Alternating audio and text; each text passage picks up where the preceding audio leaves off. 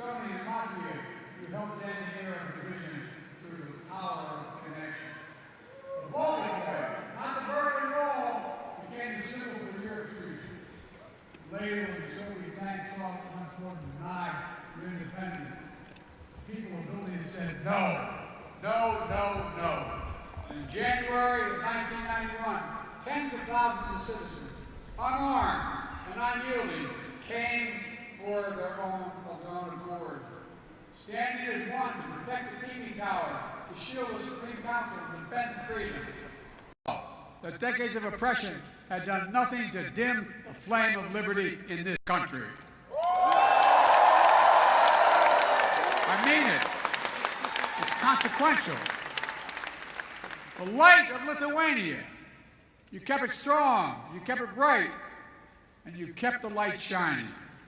Here in Vilnius and in Washington, D.C., where the yellow, green, and red of your flag flew every day, this past year, we've celebrated 100 years of unbroken diplomatic relationship between the United States and the Baltic states. America never recognized the Soviet occupation of the Baltic. Never, never, never.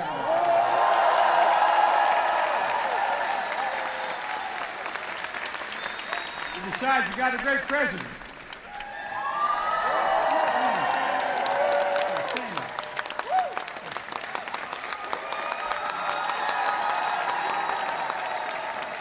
As your president can tell you, the bonds between Lithuanian and American people have never faltered. And just 7 months after the bloody January crackdown, the first foreign visitor to have their passport stamped here in Lithuania with visas to this new reborn state were a plane load of Lithuanian Americans from Chicago, Illinois. And their families are still proud of that. Los Angeles came after that. A lot came after. Look, many aboard that plane and fled Lithuania during the early years of Soviet oppression and marveled at their return to this independent state. One of them told reporters, quote, "This day is like a resurrection for us. This day, Father, is like a resurrection for us." That's what the quote was, for real. That's the feeling. And it was. A resurrection that quickly became a revelation. And a nation which stands today as a stronghold of liberty and opportunity. A proud member of the European Union and of NATO.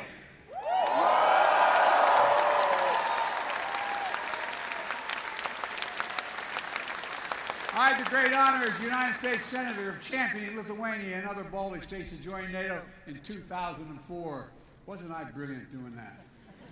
But all kidding aside, think about how it's changed things. Think about what's happened. Now, over the last few days, as President of the United States, I had the honor of participating in the historic NATO summit hosted by Lithuania, where we welcomed NATO's newest ally, Finland, and reached agreement to bring Sweden into the alliance as soon as possible.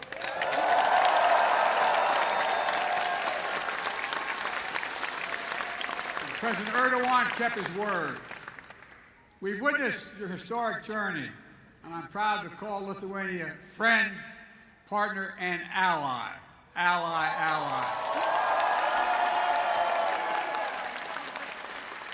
Soon NATO will be the 32nd freestanding, have 32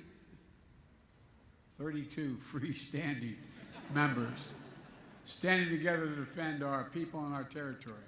Beyond all the rest, bound by democratic values to make us strong, and by our sacred oath that an attack against it is a sacred oath.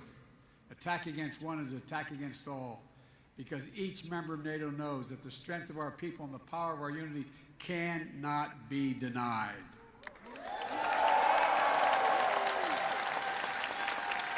If I sound optimistic, it's because I am. Today, our alliance remains a bulwark of global security and stability, as it's been for more than 7 decades. NATO is stronger, more energized, and yes, more united than ever in its history. Indeed, more vital to our shared future. It didn't happen by accident. It wasn't inevitable. When Putin and his craven lust for land and power unleashed his brutal war on Ukraine, he was betting NATO would break apart. He was betting NATO would break. He thought our unity would shatter at the first testing. He thought democratic leaders would be weak, but he thought wrong. Faced with the threat,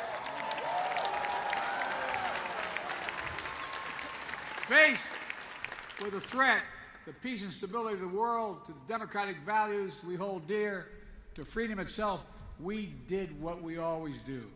The United States stepped up, NATO stepped up, our partners in Europe and in the Indo-Pacific stepped up. All across the world they stepped up. And we're ready. We were ready because we stood together. In the months leading up to the war, as Putin amassed his forces on the Ukrainian border and laid the groundwork for his brutal invasion, I was in constant contact with my fellow leaders of the G7 and the European Union and NATO, constantly. We warned the world what Putin was planning. Even some in Ukraine didn't believe what we had our intelligence community found. We made sure NATO was prepared to deter any aggression against any member state. We pursued intense diplomacy with Russia, seeking to avert this terrible war. And when Russian bombs began to fall, we did not hesitate to act. We rallied the world to support the brave people of Ukraine as they defend their liberty and their sovereignty with incredible dignity. I mean that from the bottom of my heart. Think about it. Think about what they're doing.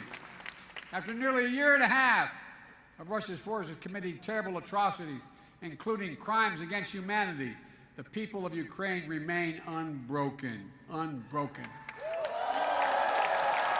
Ukraine remains independent. It remains free.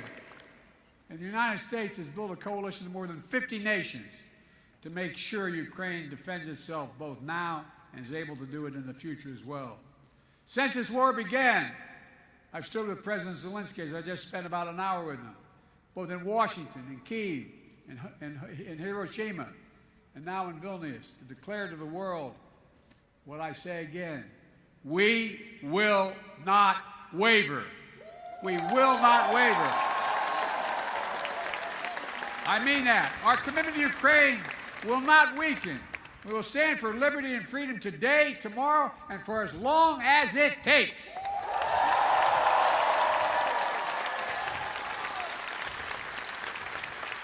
We all want this war to end on just terms. Terms that uphold the basic principles of the United Nations Charter that we all signed up to: sovereignty, territorial integrity. These are two pillars of peaceful relations among nations. One country cannot be allowed to seize its neighbor's territory by force.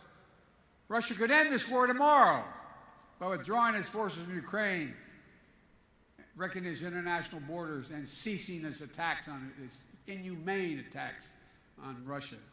By Russia on Ukraine, against its children, women and children, its military. Unfortunately, Russia has shown thus far no interest in the diplomatic outcome. Putin still wrongly believes that he can outlast Ukraine. He can't believe it's their land, their country, and their future. And even after all this time, Putin still doubts our staying power. He's still making a bad bet that the conviction and the unity among the United States and our allies and partners will break down. He still doesn't understand that our commitment, our values, our freedom is something he can never, never, ever, ever walk away from. It's who we are. I mean it. It's who we are. It's who we are. Throughout this horrific war, the people of Lithuania, together with our Baltic brethren, have been among the most fierce champions of Ukraine's right to a future of its own choosing, one that is free. Because you lived so long with freedom denied. Many of you who are older know better than anyone how precious the right to determine your own future is. Precious to people everywhere, everywhere. Not just in Ukraine, but Belarus, Moldova, Georgia, and all the places around the world where people continue to fight to make their voices heard. So my message to all of you tonight is: keep it up, keep it going, keep reminding the world of hope that Lithuania embodies, and that's what you embody, hope in this country. Oh, I really mean it.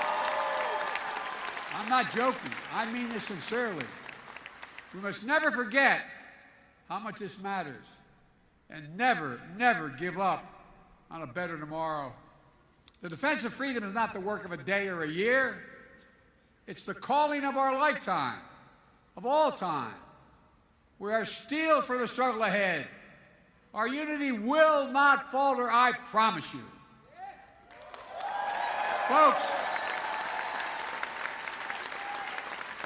as I look around the world today at a moment of war and peril, a moment of competition and uncertainty, I also see a moment of unprecedented opportunity. Unprecedented opportunity. Opportunity to make real strides toward a world of greater peace and greater prosperity, liberty and dignity, equal justice under the law, human rights and fundamental freedoms, which are the blessing and birthright of all of humanity. That is the world the United States is working toward. And it's one we'll only reach if we do it together. And I mean together. We need to take the same spirit of unity, common purpose, determination that we have demonstrated in our response to Russian aggression in Ukraine and bring more partners along as we continue working to build a world we want to live in and a world we want for our children. My friends, at the most fundamental level, we face a choice. It's not hyperbole. We face a choice.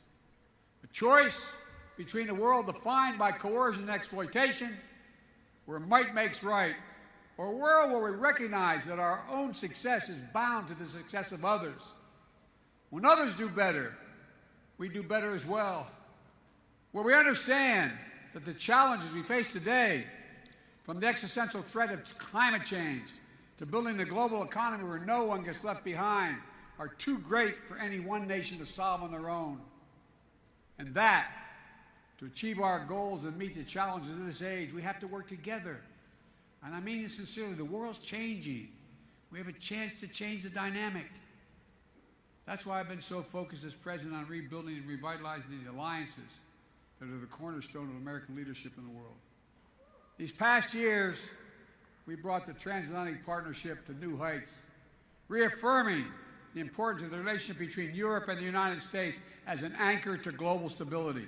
The idea that the United States could prosper without a secure Europe is not reasonable. We've also elevated it. It really isn't.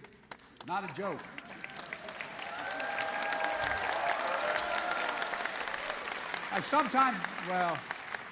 We also elevated and deepened American alliance in the Indo-Pacific with Japan, the Republic of Korea, Australia, the Philippines, which provide critical security and deterrence in that vital region of the world. Through our Quad partnership, it's a fancy way of saying our partnership with Australia, India, Japan, and the United States, we're bringing major democracies of the region together to cooperate, keeping the Indo-Pacific free and open, prosperous, and secure. We've demonstrated during this NATO summit, with Indo-Pacific partners joining us for the second year in a row. We're working to deepen connections between the Atlantic and Pacific democracies so that we can better work together toward the shared values we all seek. Strong alliances, versatile partnerships, common purpose, collective action to meet our shared challenges. The world has shrunk. That's how we build a future to see, but we share and know we share challenges and work together. We have to step up together, building the broadest and deepest coalition to strengthen and defend the basic rules of the road, to preserve all the extraordinary benefits that stem from the international system grounded in the rule of law.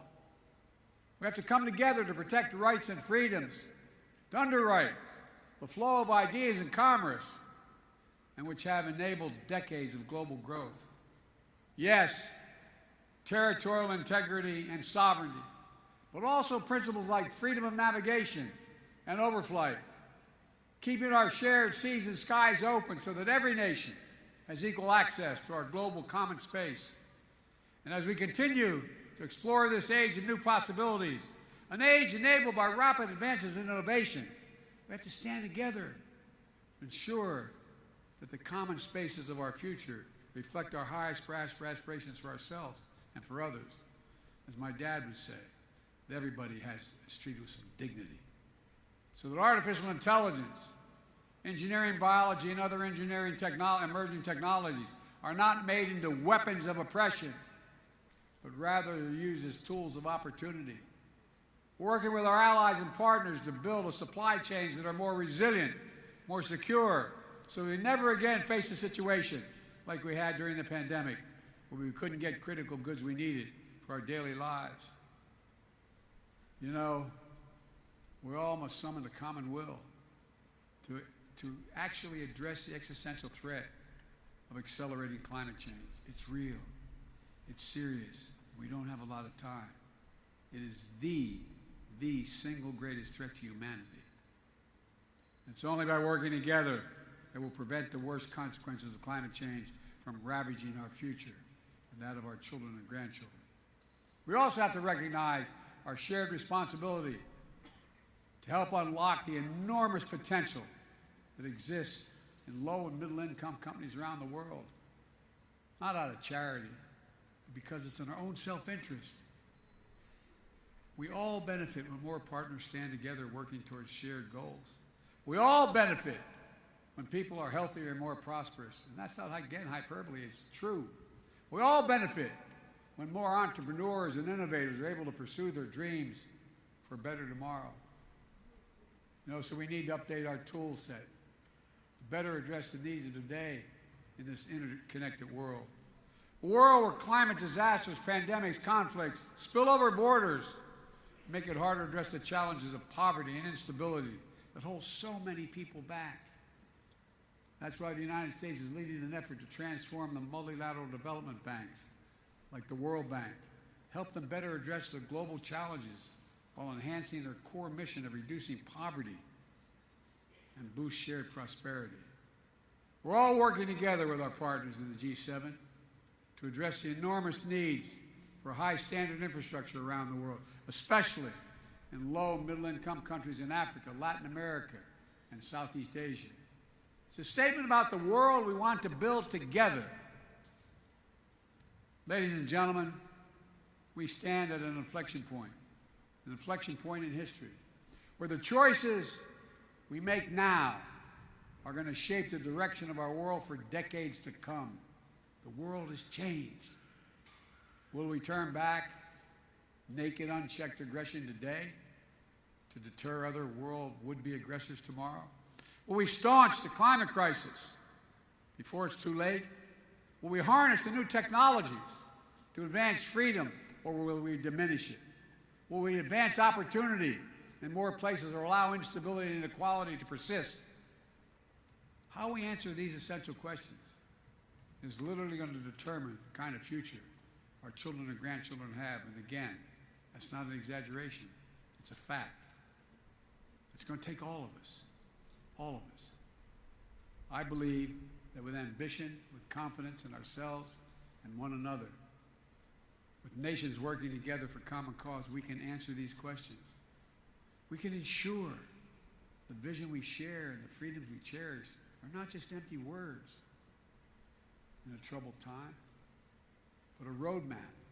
I mean this literally, a roadmap, a plan of urgent action toward a future we can reach if we work together. Folks, the road that lies before us is hard. It will challenge us, summon the best of ourselves, to hold faith in one another, and never give up, never lose hope, never. Every day we have to make the choice. Every day we must summon the strength to stand for what is right, to stand for what is true, to stand for freedom, to stand together. That, my friends, is the lesson we learn from history and the history of Lithuania's story.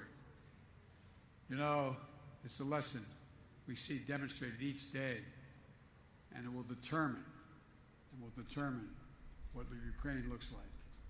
And it's how we're going to work, how we rewrite the future of peace and hope, justice and light, liberty, possibility for everyone, everywhere. Folks, some have heard me say it in my country many times.